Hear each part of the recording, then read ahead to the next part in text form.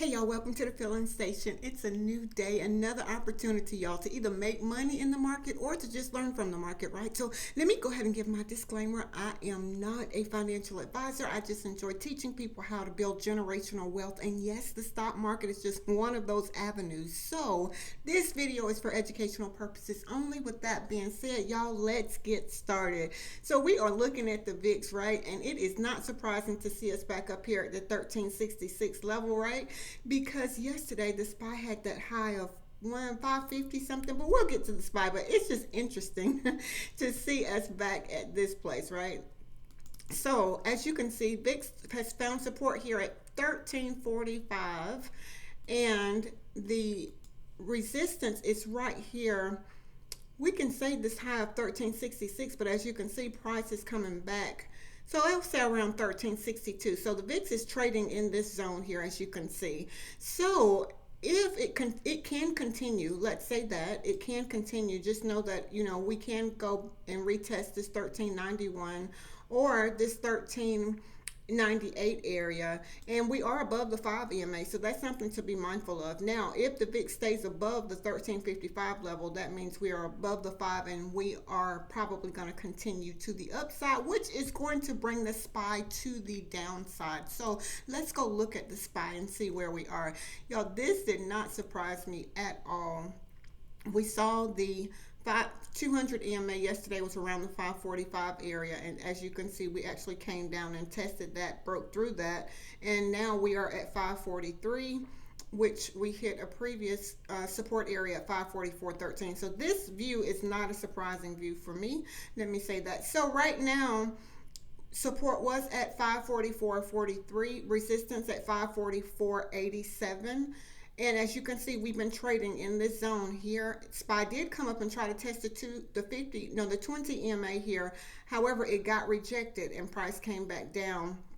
So again, it's been rejected twice in this area. We are now under that previous support area of 544.43, under the 5 EMA. So we could very well continue to the downside, which again is not surprising. It did make a pre-market low of 543.92.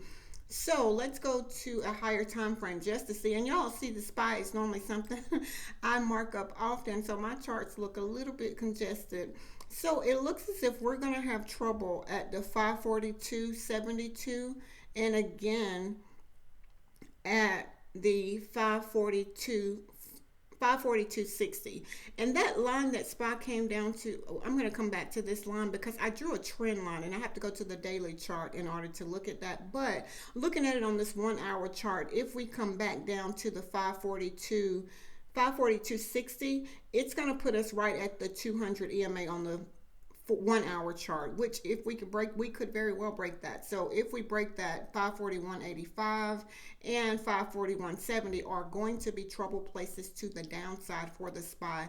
And I'm going to go to the daily chart. Y'all disregard all of these little lines that you see, only because those are support and resistance areas that I try to keep on my chart. So if you could pay very close attention to the highlighted area, which is the yellow lines here, because that was a trend line that I had drew on the daily chart, and it looks as if we could have come up to this line here, which is this green line that I have, or we could have come back down to this yellow line, which is that 544.47 area, and if I'm not mistaken, we came down past that area.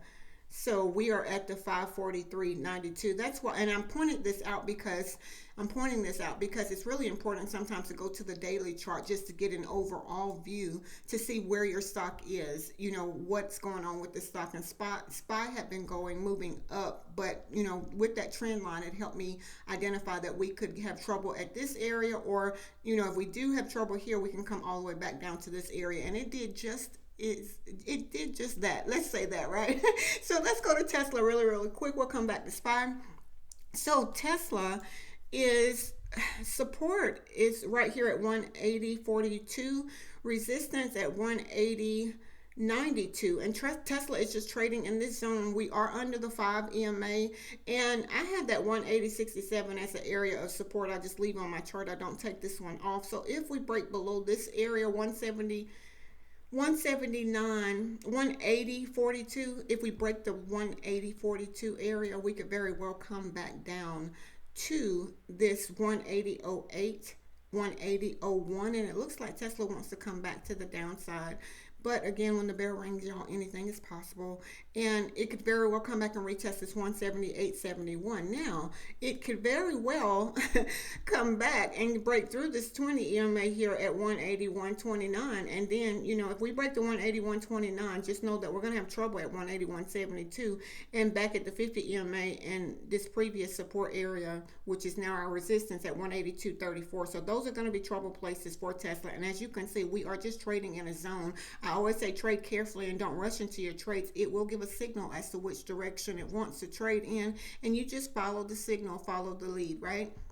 So let's go to AMD. And yes, AMD is one of those that is very, very congested. So this is the support area I have at 160.24. Again, this is pre-market support. Resistance is, let's say, right here around the 161.01 area, because as you can see, if I draw a line here, you can see price came back to this area. It may have moved up, but it still came back to that area, and we are still finding support at that 160.24. Now, if we break that, we could very well come back down and retest this 160 area. Below 160.24, we can come back and retest 160. Below 160 brings us closer to the 50 EMA at 159.96. Then again at 159.87, and the ATR trailing stop, which is at 159.54, which is very close to the 200 EMA, which is right here at the 159.45 area. So AMD can move in either direction, and let's see how much it normally moves on a daily basis, because it can move $6.45 in either direction, up or down. And looking at it on this 30-minute chart, it can move up or down, right? So let's go and see where we are with NVIDIA. Just know that we are going to have trouble to the upside and to the downside. So it's kind of like in one of those places AMD is. So NVIDIA is trading also in this gathering spot. As you can see here, price is just gathered. We're under the 5 EMA. We have support. We have a previous support area of 127.45. 127.49, and we are under the 5 EMA, and the resistance level would be at the 129.19. As you can see, we're trading in this zone, and we're under the 5 EMA. So where are our trouble places for NVIDIA? Now, to the upside, it would definitely need to break this 129.19, and it would need to break above 129.96, which is right at the 20 EMA, and above the 130.55 area, which is right where the 200 EMA. So to the upside, we have a lot of congestion to the upside. Now, it is possible for it to move and go to the upside.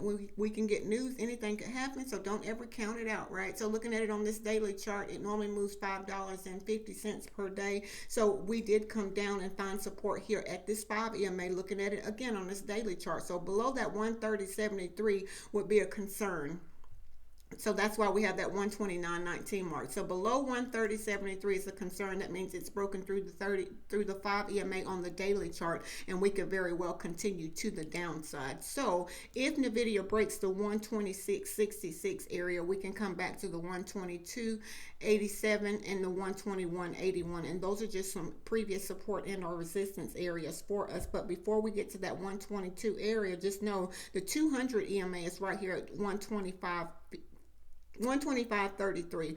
I'm going to set an alert here to let me know if it breaks below this, that we have broken through the 200 EMA on the 1 hour chart, and that's, we could very well continue to the downside. So if I traded NVIDIA today, y'all, I always say trade carefully and allow your charts, to lead you and trade what you see. And once it goes against your why, just get out and live to trade another day.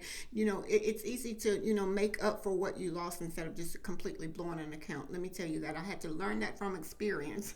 So let's go back. We do have some inside day candles. AMC is an inside day candle, and so is GameStop. I remembered that. So if AMC breaks above $4.97, $5.07 is the target. Below $4.72, $4.71 is the target to the downside. Now, C, which is Citigroup, I was correct. If it breaks above $61, then the target to the upside is $61.63. If it breaks below $60.38, just know that $60.12 is the target. And Citi normally moves about $1.36 per day. So again, if you trade Citi, I would say trade carefully. Charge point is an inside day candle. If it breaks above $1.54, $1.67 is the target, and we're just creating this gathering spot. So it has already reached the downside target. If it breaks below 149, then 148 will be the target. So if I traded charge point today, I would say trade carefully because it could bounce from here off of this 5 EMA. Just something to be mindful of.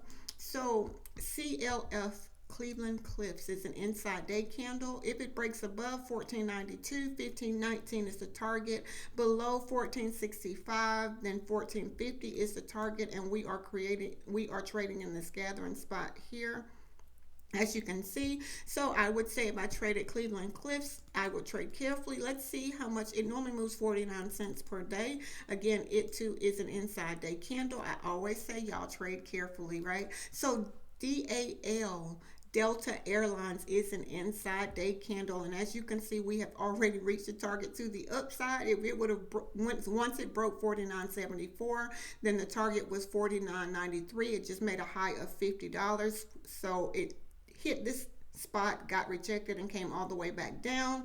So let's see. If it breaks below 49.27, then the target to the downside is 49.16. So that's something to be mindful of. It did get rejected here. Are we going to come all the way back down, or are we going to continue to the upside? And DAL, which is Delta Airlines, normally moves $1.35 per day. I always say y'all trade very, very carefully, right? So GME is an inside day candle, y'all. So if it breaks above, let's see, 25.87 and 25.96 is the target. Below 23.65, below 23.65, then the target is 23.57. I had to look at that one again. So GameStop is an inside day candle. That is something to be mindful of. GameStop normally moves $7.62 per day, which is very interesting. Let me say that. So if you trade GameStop, I always say y'all trade carefully. And when it goes against your why, make sure you're able to get out, set your stop losses, or if you do a mental stop loss, get out, right? So Google, GOOG, is an inside day candle. Above 178.70 gives us a target of 178.92, and below 176.46 gives us a target of 175.65. And Google normally moves, let's see, $3.08 per day. So Google, GOOG, and GOOGL is an inside day candle. For the GL, if it breaks above 177.28, then the target to the upside is 177.41. Below 175.02 gives us a target, y'all, of 174.14. Meta is an inside day candle, and if Meta breaks above 503.46, then 506.01 is the target to the upside. Now, if it breaks below 497, then the target to the downside is 495.12. So I would say trade carefully if I traded Meta today, and let's see how much it normally moves on a daily basis. $10.69 per day. And again, that can be in either direction, y'all. So AT&T is also an inside day candle. So if it breaks above $18.16, then $18.20 is the target. Below $17.90 gives us a target of $17.86. AT&T, or ticker T, normally moves about 35 cents per day. So if I traded T, I would definitely say trade carefully, y'all. Always trade what you see. So we're going to go back to the SPY just to see where we are. And it looks as if it's still having trouble above this 5 EMA. So SPY would need to break above the 544.63 area and close above that. And just know that we are going to have trouble at 544.87 and again here at the 545.17. It seems like we're trying to break above that. got some news to come out. And as you can see, we were bouncing off of that. But again, y'all, I always say trade carefully, because good news sometimes is bad news, and bad news is sometimes good news. So I always say, y'all, look, pay attention to your charts, pay attention, always go to your higher time frame just to see how you're moving, right? See how you're trending, what's going on with the stock. On a higher time frame, we're still consolidating, we're still trading in this gathering spot. As you can see here, I'll try to make it a little bit bigger. This is the 1 hour chart for this spot. We are still trading in this gathering spot, right? And I would say, based on looking at it from a higher time frame, we still have trouble or issues. Let me say that. So this is the 5 minute chart for the SPY. We had some information to come out. SPY came up, bounced up. We're going to have trouble at this 50 EMA, which is right at that resistance area that we had marked on the 30-minute chart. So it's interesting, and I'm going to do a video on time frames and why I use the different time frames. And nothing is, I always say, nothing is guaranteed in the market. With trading, you have to just try to develop your strategy and what works for you, finding what skill works for you and applying what right? So yeah, again, y'all, I hope these videos are very, very helpful. When I look at the market, this is what I see. Again, I am a visual learner, so sometimes I see things in a different way, but yeah, I try to point out some of the things that I see and try to figure out a way to explain them. Let me say that. So again, I hope these are helpful, y'all. I am super, super excited. I hope that everyone have a very profitable day, a very productive day today. And y'all know I always like to leave you with this: be blessed, as well as a blessing unto others. Until next time.